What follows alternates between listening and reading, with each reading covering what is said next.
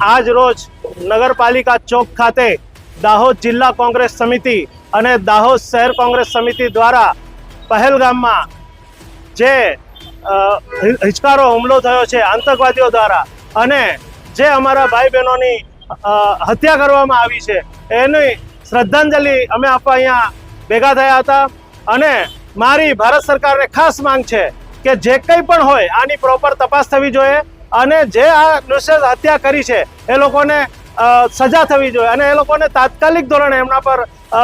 જો અગર એમાં પાકિસ્તાન સામેલ હોય તો પાકિસ્તાન પર બી હુમલો કરી અને આનો બદલો લેવો જોઈએ તાકે બીજી વાર આવું કૃત્ય કોઈ કરે ના. કાલે દાહોદ શહેરને બંધનું જે એલાન છે એને કોંગ્રેસ સમિતિ પણ